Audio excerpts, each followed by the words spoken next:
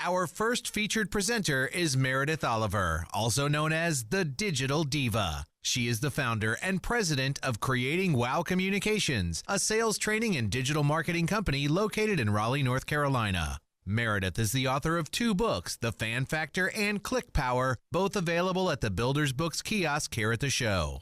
Meredith has trained thousands of salespeople on her patented sales system called FANatical Selling in private sales seminars and through the blockbuster Rock Your Sales Rally Roadshow. Get your clickers clicking for Meredith Oliver. What doesn't kill you makes you stronger. Stand a little taller.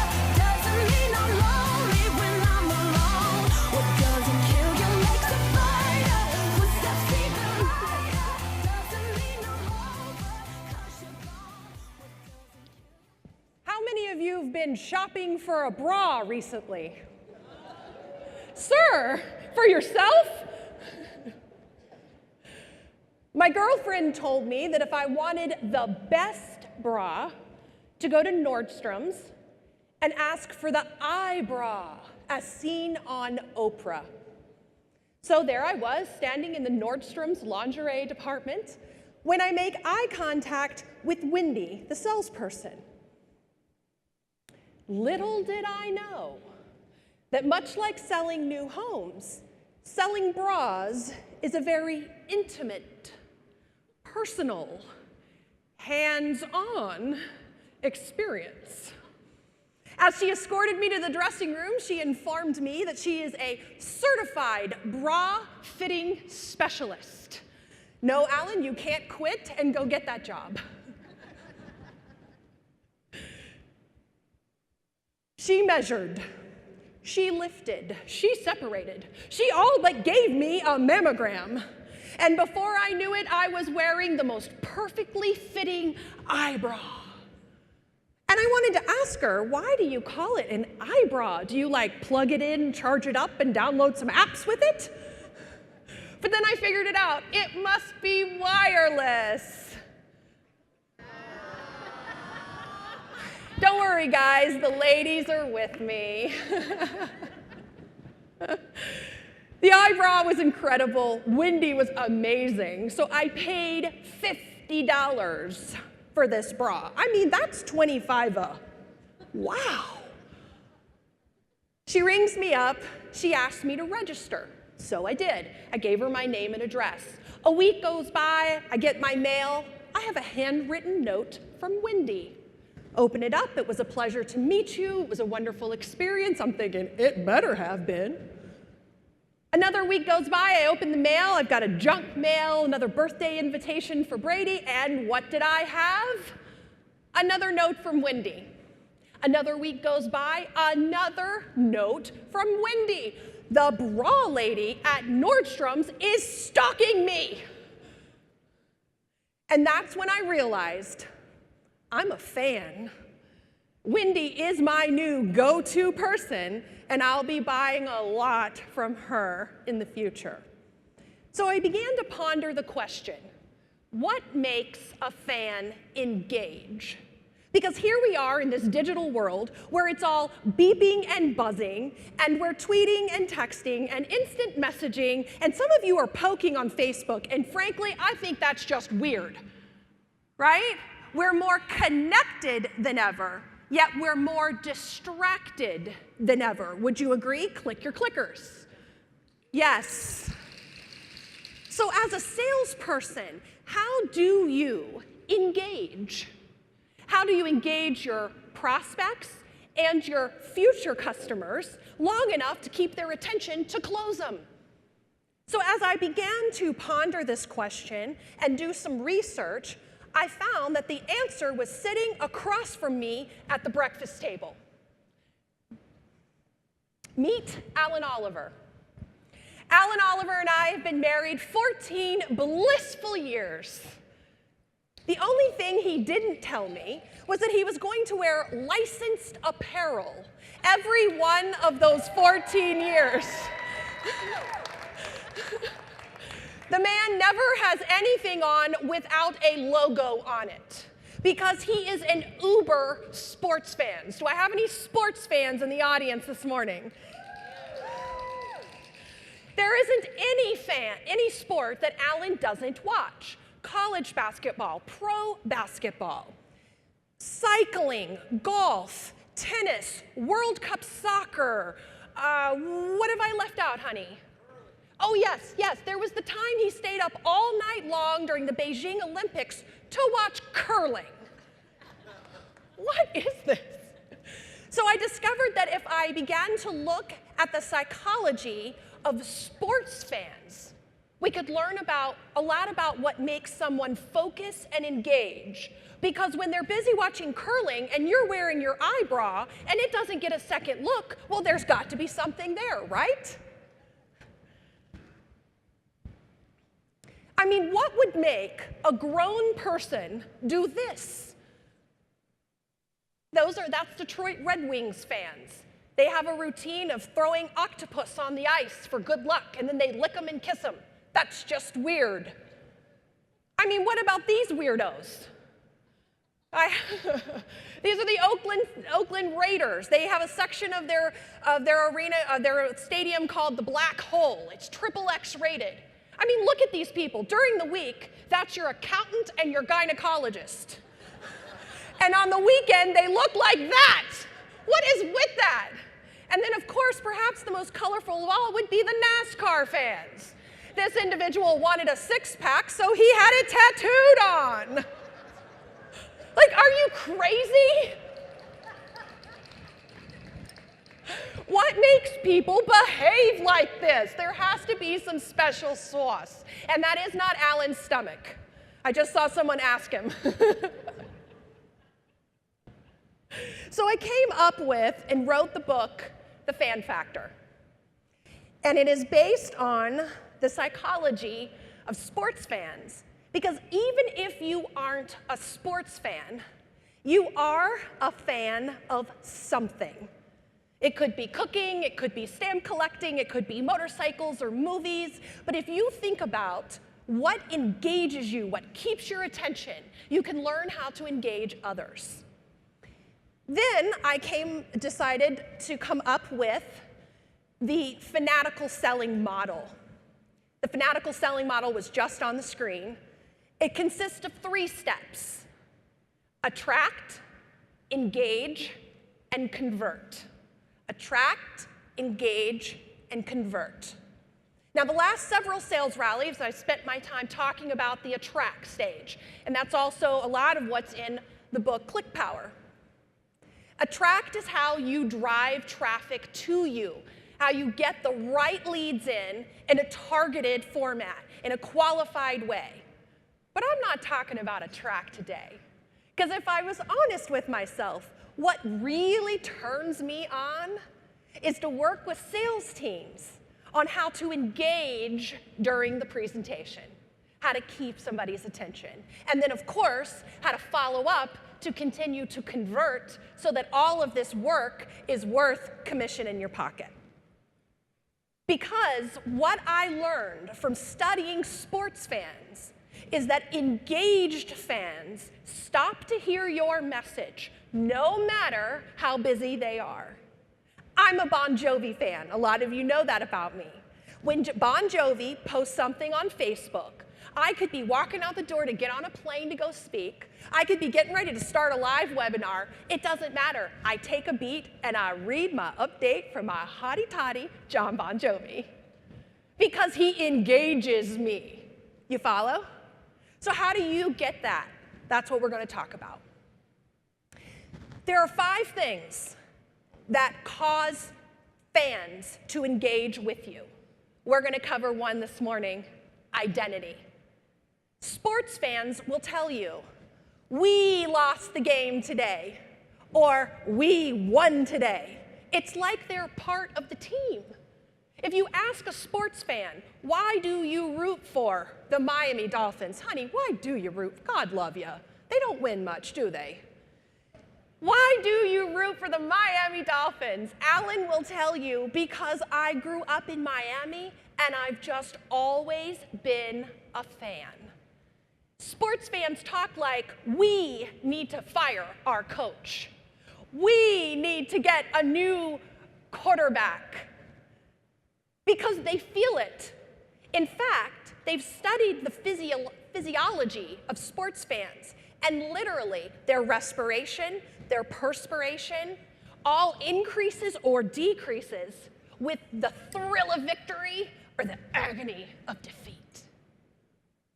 How well do you as a salesperson create a sense of shared identity with the people that come to your model home? If there isn't a shared personal connection, and for years we've called this rapport, but frankly, rapport sells it short. Rapport sounds like I'm gonna make some eye contact, go back to basics. I'm gonna ask a couple of quick questions.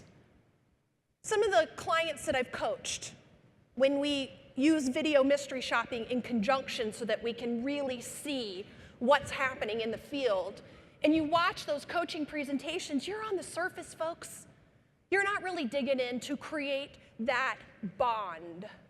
They need to know that you get it. You get their life, and you're going to fit them into the floor plan. Like the salesperson fits me into the shoe.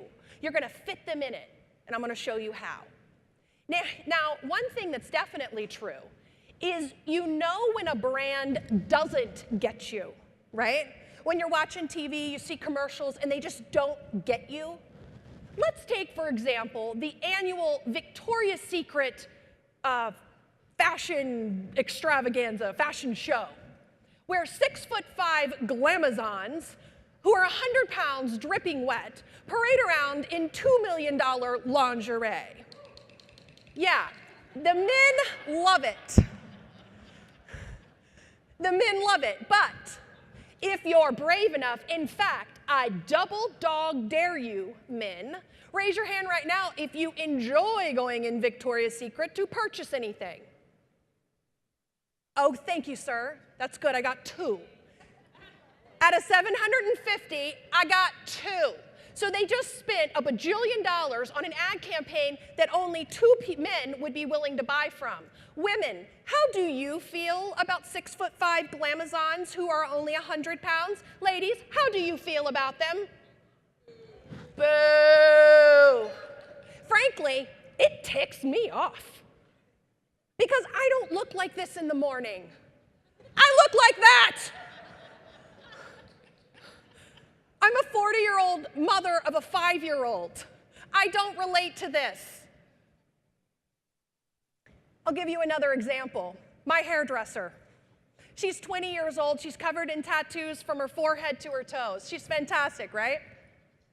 But yet, every single time I go around 5 o'clock to get a haircut. She says to me, you ready? She goes, "What are your plans tonight?" I go, "Honey, I'm a 40-year-old mother of a 5-year-old. I'm going to do the preschool homework. I'm going to make some really crappy dinner. Then I'm going to put him in a bath and put him to bed. I'm going to put my ball cap on and my yoga pants, and that'll be the night." But yet every time, "What are your plans?" Like I'm going clubbing or something. She doesn't get me. So, step number 1, you've got to know your fans. You've got to know them. Salespeople, this is one of my favorite exercises. When you all get home from the show, in your Monday morning sales meeting, here's what I want you to do. Divide up into pairs, okay? Or teams by neighborhood. And I want you to get a flip chart piece of paper. And I want you to chart out as a team, who is your typical buyer for this neighborhood? I recently did this exercise in a CSP class. Edward, are you here? I don't know if he's here this morning. Edward successfully managed to get 40 graduates in a CSP class in Washington. It was amazing. And I asked them to do this exercise, and they all gave me the same answer. I need you to be really specific. I need to know the demographic and psychographic profile of your last 10 buyers. Household size, income, gender, profession, where they live now. Don't just stop at the demographics, go to the psychographics. Why do they buy? I once asked this in a class I was teaching, Essential Closing Strategies. I said, somebody give me a reason why somebody buys your homes or buys in your neighborhood. The lady said, get this, you ready? The lady said, upgraded landscaping package. I said, people buy your homes because of bushes. That's what you're telling me.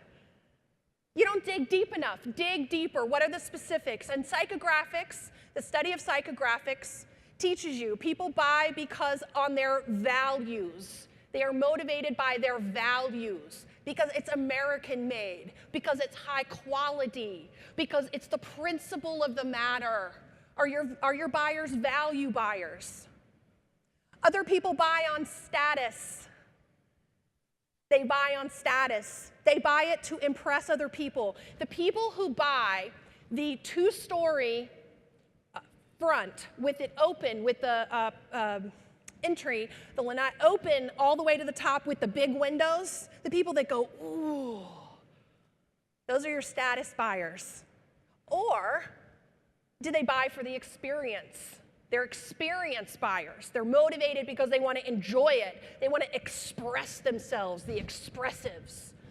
The study of psychographics will teach you motivations, and you've got to know that about your audience.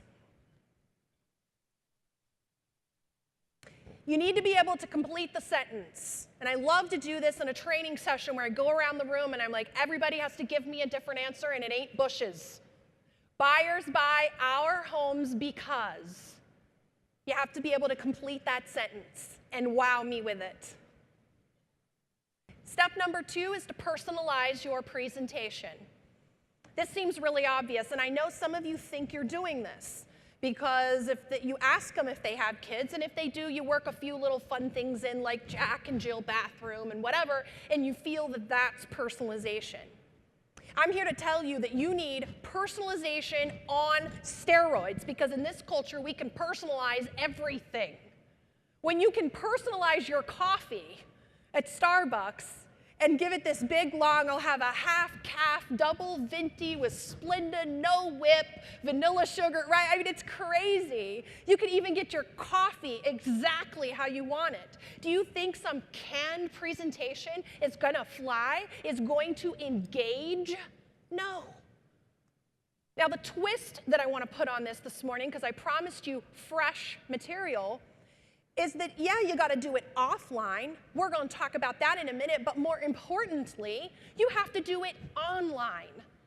Because 90% of your buyers go to your website first and decide, are they going to visit you in person, or are they going to what? Eliminate you. It's like the top 5 at Miss America, and you're trying to figure out who's going to get crowned. Are you going to get crowned, or are you going to get cut? So your website needs personalization. It needs detailed information. And I have this here on the screen. You can also email this. If you go to my website, creatingwow.com/rally2013, you can download a community profile checklist. Give this to every single salesperson. That's creatingwow.com. I see a lot of pins. creatingwow.com/rally2013. Or email me, and I'll get it. I'll email it to you. You can download a community profile checklist. Have every salesperson complete this. Get all this information on your website. Community descriptions, floor plans, inventory, amenity descriptions, local area info. You can see what it is. You've got to have all of this, or you're gonna get cut. Remember, your website is your online model center. It has to be personalized, and you can't just throw out a bunch of periphery information. You've got to create that fan profile, and from that perspective, complete the community profile form. Are they IKEA shoppers, or are they Hendredon shoppers? That would be very different information you would include on the website. Now, let's go to, and I want to make the point. Some of you are thinking, wait a minute, this is the sales rally. This is not a marketing thing. It's marketing's job to make the website look good. My builder can handle it. I don't get involved with that. Wrong. You are flat wrong. Sales managers, do I have any clickers? Okay. Salespeople, I implore you, you are the field reporter.